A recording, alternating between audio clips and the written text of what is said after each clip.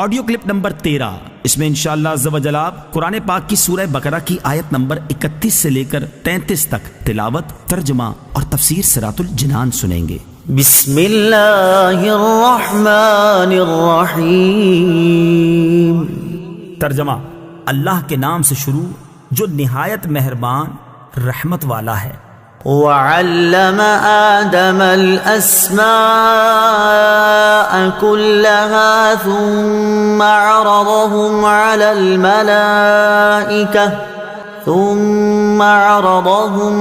الملائكة فقال أنبئوني بأسماء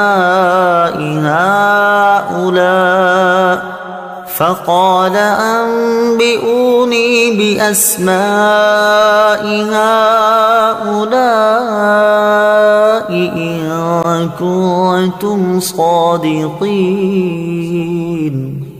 ترجمہ: اور اللہ تعالیٰ نے آدم کو تمام اشیاء کے نام سکھا دیے، پھر ان سب اشیاء کو فرشتوں کے سامنے پیش کر کے فرمایا اگر تم سچے ہو تو ان کے نام تو بتاؤ۔ وَعَلَّمَ آدَمَ الْأَسْمَاءَ كُلَّهَا، اور اللہ تعالیٰ نے آدم کو تمام اشیاء کے نام سکھا دیے۔ اللہ تعالیٰ نے حضرت آدم علیہ السلام پر تمام اشیاء پیش فرمائیں اور بطور الہام کے آپ کو ان تمام چیزوں کے نام، کام، صفات، خصوصیات، اصولی علوم اور صنعتیں سکھا دی۔ انبئونی باسماء ہؤلاء، مجھے ان کے نام بتاؤ۔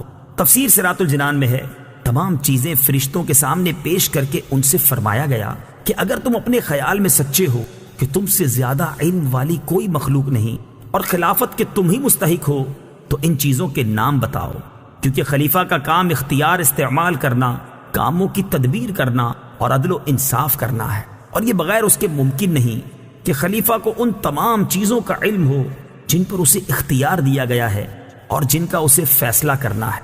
حضرت حذیفہ بن یمان رضی اللہ تعالی عنہ سے روایت ہے، نبی اکرم صلی اللہ تعالی علیہ وسلم نے ارشاد فرمایا، علم کی فضیلت عبادت کی فضیلت سے زیادہ ہے، اور تمہارے دین کی بھلائی تقوی اختیار کرنے میں ہے۔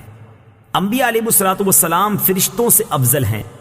واقعہ آدم علیہ السلام سے یہ بھی معلوم ہوا کہ انبیاء کرام فرشتوں سے افضل ہیں، اور یہ عقیدہ کئی دلائل سے ثابت ہے۔ حضرت آدم علیہ السلام کو اللہ تعالیٰ نے اپنا خلیفہ بنایا، اور یہ اس بات کی دلیل ہے کہ وہ فرشتوں سے افضل ہیں، کیونکہ ہر شخص یہ بات اچھی طرح جانتا ہے کہ بادشاہ کے نزدیک لوگوں میں سب سے بڑے مرتبے والا وہ شخص ہوتا ہے جو ولایت اور تصرف میں بادشاہ کا قائم مقام ہو۔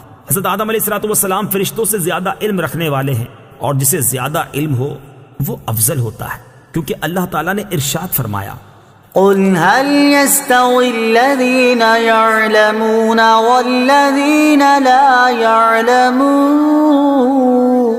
يعلمون۔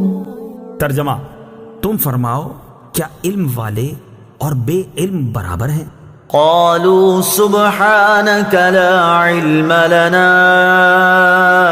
إلا ما علمتنا إنك أنت العليم الحكيم۔ ترجمہ: فرشتوں نے عرض کی، اے اللہ تو پاک ہے، ہمیں تو صرف اتنا علم ہے جتنا تو نے ہمیں سکھا دیا، بے شک تو ہی علم والا حکمت والا ہے۔ لا علم لنا الا ما علمتنا، ہمیں صرف اتنا علم ہے جتنا تو نے ہمیں سکھا دیا۔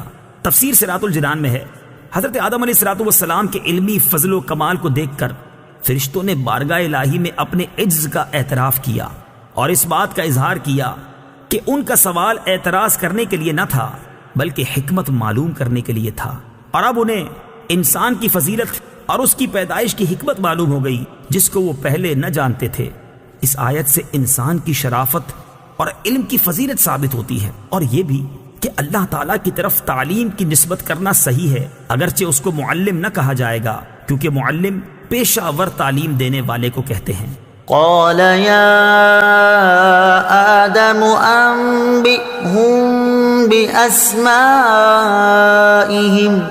فلما فأنبأهم بأسمائهم قال ألم أقل لكم إني أعلم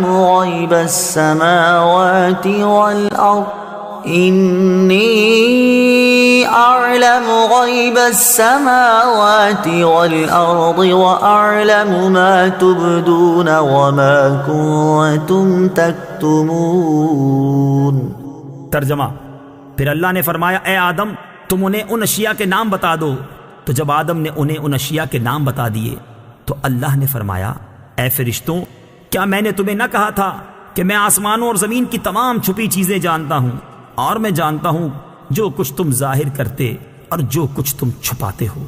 اعلم ما تبدون وما کنتم تکتمون، میں تمہاری ظاہری اور پوشیدہ باتوں کو جانتا ہوں۔